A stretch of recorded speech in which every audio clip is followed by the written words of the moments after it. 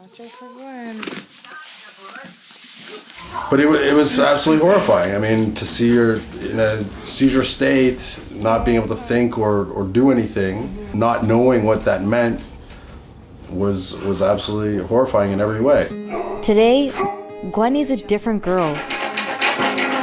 Alex, like any parent, needed answers.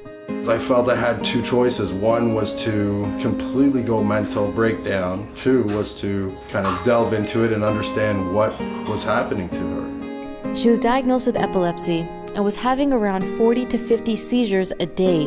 They ranged from tonic to myoclonic. Even if she wasn't having a seizure we could see, she was having constant epileptic seizure activity in her brain. Called subclinical seizures. Because of the frequency, these are the ones that could cause brain damage. They did CT scans right away, and the results of the EEGs were alarming. Almost constant subclinical seizure activity, which means there was basically, in layman's terms, misfiring going on all the time. She was on 9 different medications. Kept hoping the next one would work, the next one would work. Despite all of her doctor's efforts, none improved the subclinical activity. Can I get a hug? At the age of 2, Gwenny was developmentally stuck at a 4-month-old level. Alex then decided to take his daughter's health into his own hands and read everything he could find about epilepsy. I was looking to understand what was happening to my daughter. I was looking to see if there was something that hadn't been thought of or had been ignored because of some other factor. And along that journey, I came across cannabis. Ah, cannabis. It's a hot topic right now in the health community, with tons of people like Alex coming forth with their success stories. So to begin with, we had to get a prescription because I was very committed to doing things in a as legal manner as possible. I really wanted to be able to have her doctors, her neurologists follow her progress. But admittedly, they didn't know enough about the use of cannabis as treatment.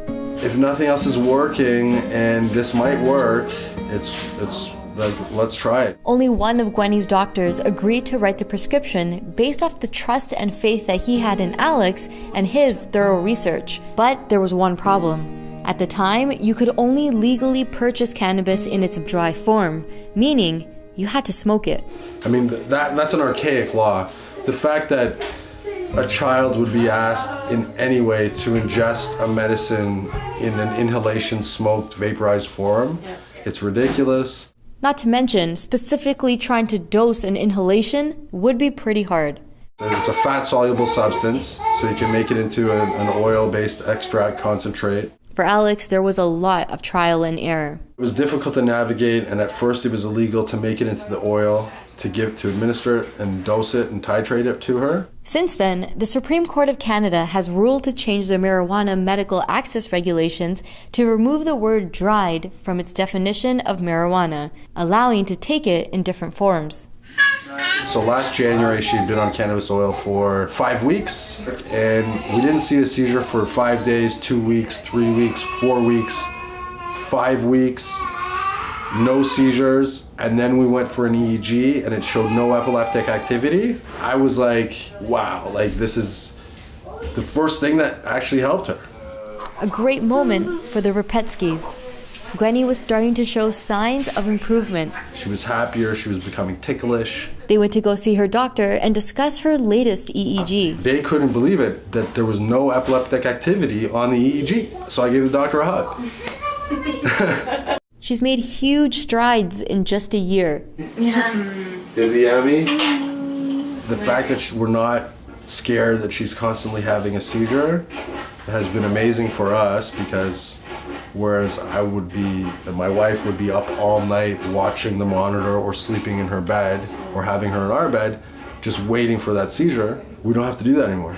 Her brother Damien is now experiencing somewhat of a normal sibling relationship.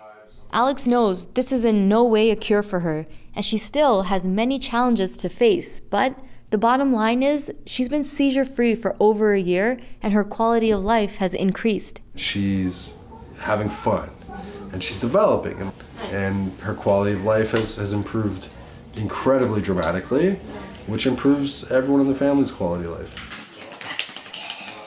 What's needed is research and education, and for us to have an open dialogue about cannabis, cannabis oil, what it's doing, how it's working, so that doctors can become comfortable with the fact that this is another option for them.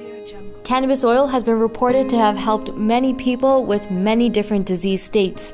But let's keep in mind, it's not some magic elixir, and like Alex said, lots of research still needs to be done. Well, thank you. From being on 9 medications to eventually just 1, Gwenny continues to grow and develop. So I hope that her trajectory just keeps going and that she keeps improving. After going through the legal system, the healthcare system, and then his own system, Alex feels encouraged. So, I mean, there is a shift, and there is a realization that, you know, this is something that deserves to be looked at more. For CE News, I'm Raji Kabli.